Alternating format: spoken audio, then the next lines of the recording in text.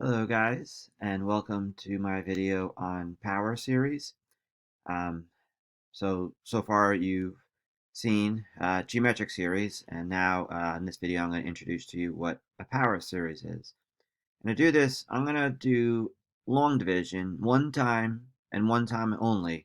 So you're not going to have to reproduce this, but so that we're all on the same page, um, to do long division, in the way that I'm going to do it. I'm going to take the example first of just taking 56 and dividing it by 4. And technically, right, we know that this would equal to 14. But in the process of long division, the way that we could do this is we would take the term that we're dividing, that we're going to divide, and then put on the outside of this bracket here the number that we're dividing it by.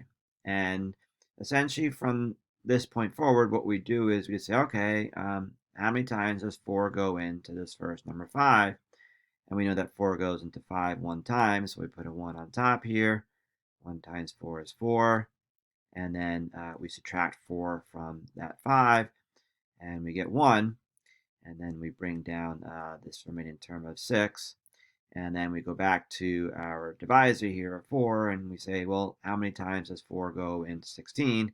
And we know that happens 4 times, and 4 times 4 is 16. And there's no remainder here, and we see the end result of doing long division this way. So now what we're going to do is going to do long division on a rational function. And the function that I'm going to look at and do long division on is the function that will be 1 over 1 minus x. So it's a rational function, but there's division happening here, and 1 is being divided by 1 minus x.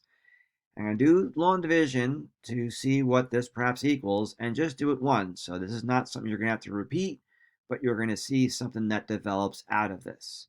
So again, I'm going to take the numerator there, put that inside this little bracket, and then the divisor 1 minus x, I'll put this outside here. Now, you have done division before in one way or another, and we've seen that when we divide one polynomial by another, we end up with a polynomial expression. So that's what should hopefully end up happening here.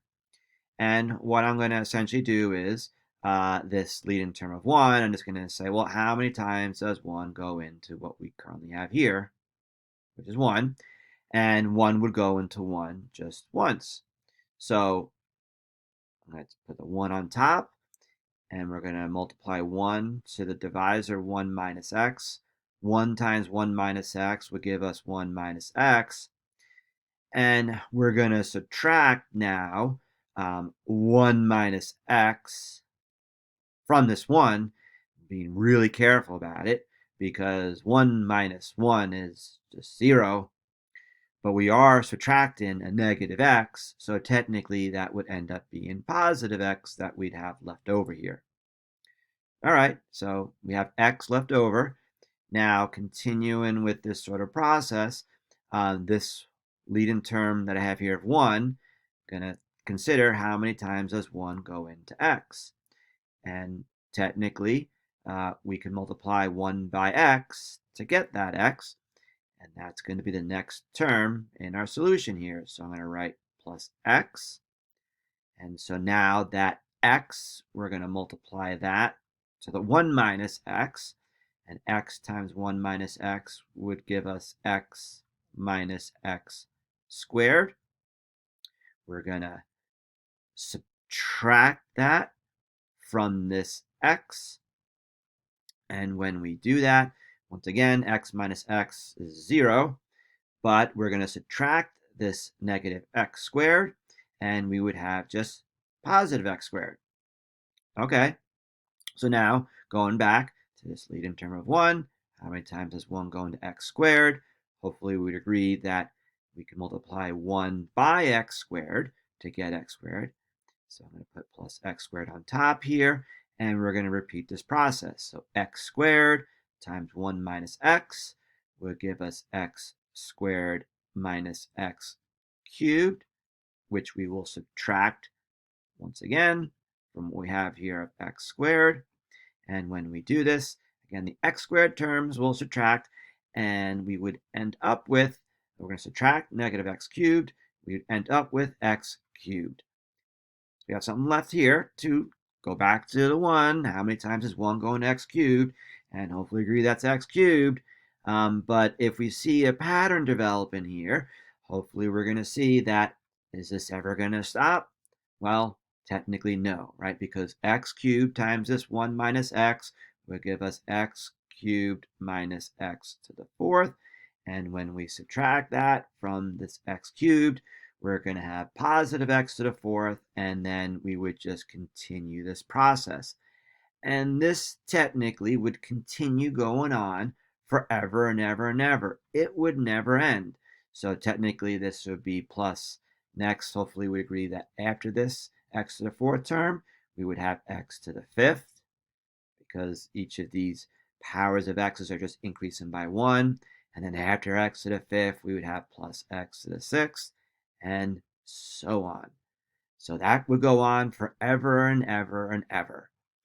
And so, as we saw already with infinite geometric series, this here is going to be a sum of an infinite number of powers of x's. And this is what we refer to as a power series. A power series is an infinite series of infinite sum of terms that are all powers of x's that are either 0 or higher. So now what I'm going to do, technically because we did this division, 1 divided by 1 minus x gives us this here. On the next screen here, I'm just going to write the end result of what we did via this long division.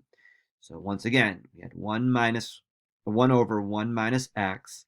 And when we did our long division, right, the first term was 1, and then it was plus x, then plus x squared, then plus x cubed, and plus x to the 4th, and so on. That goes on forever and ever and ever. All right, so again, this here is what we refer to as a power series. All right, because it's going to go on forever and ever. It's going to be an infinite sum of terms, and all the terms are powers of x's, integer powers of x's that are 0 or higher, because x to the 0 would be equivalent to 1. All right, now there's other things happening here that are very interesting, and technically I said you're never going to have to do any more division ever again. And the reason for that is that if you look at these terms of this infinite series, this infinite power series, to go from 1 to x, and then x to x squared, and x squared to x cubed, and so on, if you notice any pattern here, what are we multiplying by to go from one term to the next here? And technically, hopefully we'd agree that we're multiplying by the same expression of x to go from one term to the next. And as such, that means this is also a geometric series.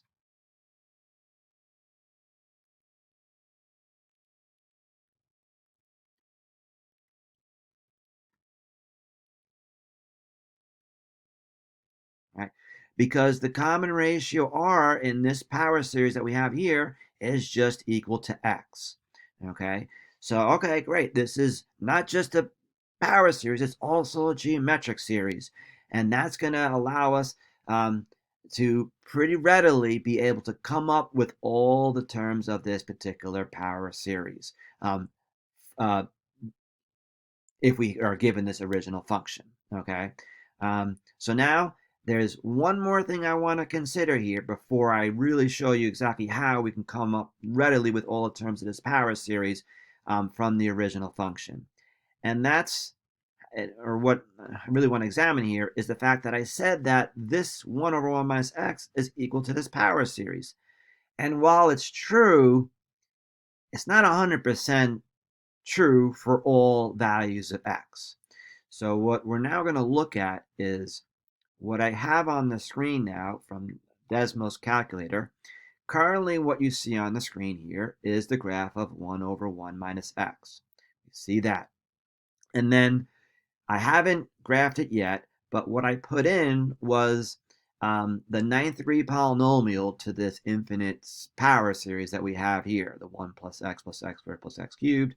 I've written that out all the way up to x to the ninth power. Obviously, I can't go out forever, write out infinite number of terms. It's impossible. But this here is going to graph up to x to the ninth power.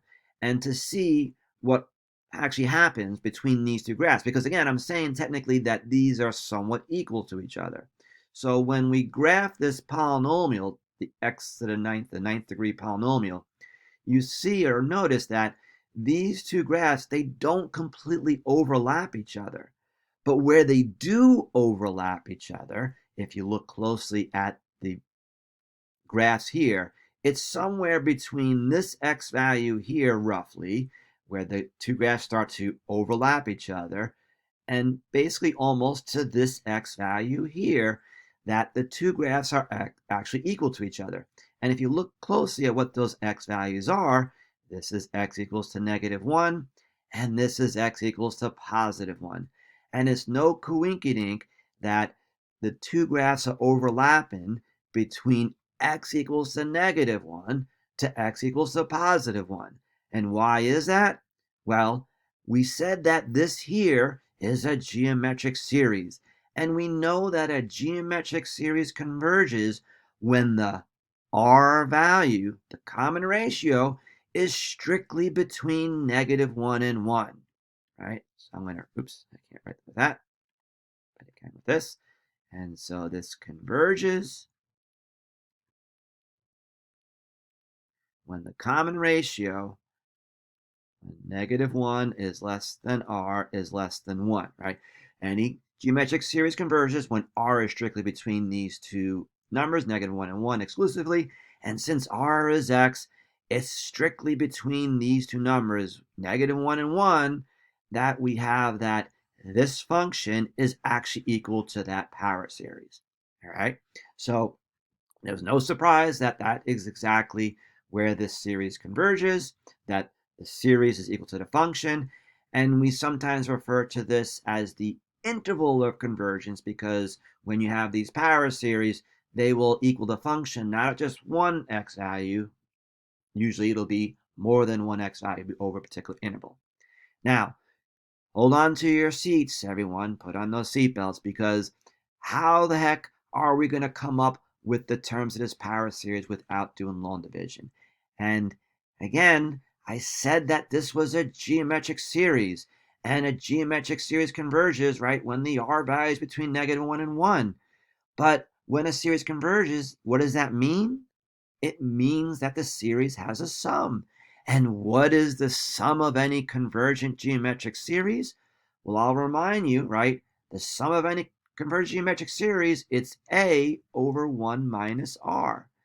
And A represents the first term of your particular series, and R is your common ratio.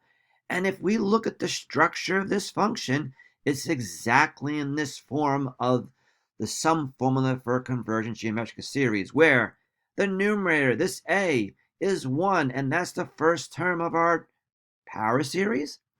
And down here we see this x, the subtraction of x, and that's the common ratio, which is x, and that tells us exactly how we go from one term to the next. So since the first term we know is 1, to proceed from there, we just multiply every other term by x to get the rest of the terms in this power series. The other key thing I'll just say here that's important is technically this has to be a 1 in this slot because that's what we have in our geometric series sum formula. Provided that's a 1, this is your first term, and that's your common ratio. And like that, we can get whatever number of terms of our power series we need. All right, so now that my computer's got some juice here, what we're now going to do is we're going to look at an example where we'll apply this, where we will come up with a power series for a particular function. And what we're going to do, and typically this is the case, you'll be told exactly how many terms you're going to come up with the power series. We're going to come up with the first 4 terms. We're also going to come up with the general term to our power series. And then we're going to find the interval of convergence, the x values between which the series will converge on the original function, that they'll be equal to each other. Okay, so with that being said, the function that we're going to look at here is going to be the function that is, where is it? I'll just do this here. 2 over 1 minus 3x. All right. So now, okay, here's our particular function. I see that right in the spot here, this is a 1. So then from this here, to produce the first 4 terms of our power series, we know that the first term of the power series is going to be this number in the numerator, which is 2. That'll be our a. And then the common ratio is going to be the number right here because we're subtracting by 3x. So r would equal 3x. And like that, now we can come up with the first 4 terms of our particular power series. So this 2 over 1 minus 3x, we can say that's equal to the first term of 2. And then from there, we can get each subsequent term by multiplying by the common ratio of 3x. Now, 2 times 3x, I think we'd agree that's equal to 6x. That would be easy peasy. But to help find that general term, I'm just going to leave this as 2 times 3x. So then that's our second term. And now the third term here, we would multiply the second term once again by 3x. And we could simplify it, but instead, because this second term is just going to be multiplied by another 3x, I'm going to write this as 2 times 3x whole thing squared. And then after that, the next term after that, we would multiply this by 3x. So that would be 2 times 3x, that 3x all cubed. And technically, this would go on forever. I'm going to write to represent that plus dot, dot, dot. But we don't need to write out any more terms because we just had to provide the first 4 terms for the power series on this function. Okay, so that is our part A. We have the first 4 terms of our power series. Now for part B, technically we are asked to find the general term to our series. And I'm going to use sigma notation here. And not that you have to write this to help express the general term, but some students like to see this. And typically with this type of problem, it really helps out if you typically start off at n equals to 0. So it's going to be our infinite series. And okay, general term wise, when we look at the terms of this particular series, hopefully you'll notice that each term has just a 2 out in front. That's not changing at all. So within our sigma notation, I'm just going to write that 2. But what is changing is that, well, there's no 3x here. This is 3x to the first, this is 3x to the second, and then this is 3x to the third. The 3x here, its power is increasing by 1. So what we can write in here for the rest of our general term would be the base of 3x raised to the nth power, and that would be an expression that would capture and could be used to generate each of the terms of the power series that we see above. All right, now for the last part of this problem, we have to find the interval of convergence. And again, this power series, the way that it's structured, is always going to be geometric. And that means, and I'll tell you this here, you're going to thank your lucky stars if a series is geometric, because if it's geometric, this series converges when the r values between -1 and 1. And the r value being 3x here, we can just go and set that 3x to be strictly in between -1 and 1. And technically, you have to solve for the x in this inequality. So it's not too terrible to do that. We can just divide each side of the inequality by +3, and we would get that -1/3 is less than x is less than 1/3. That would be our interval of convergence. All right, so hopefully that was easy enough to perform.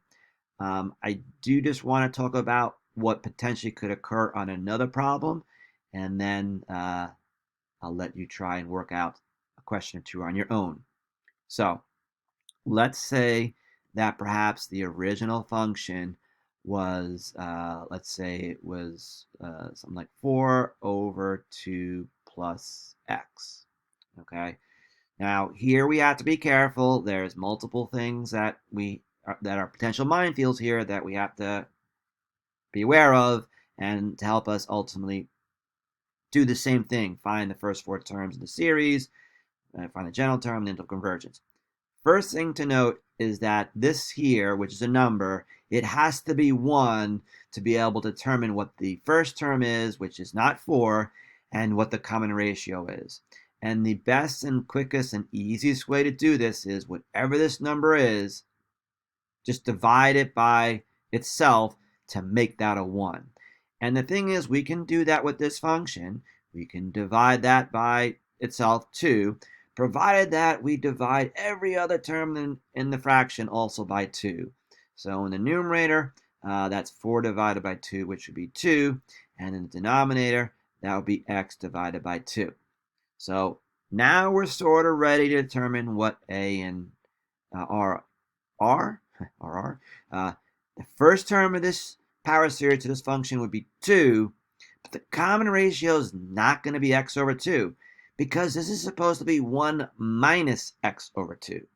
And so as a slight adjustment here, the r value I claim is going to have to be negative 2, because to make this denominator be 1 minus, we could do that provided we just write a double negative there. And we can, when we do this, see that r is equal to negative x over 2.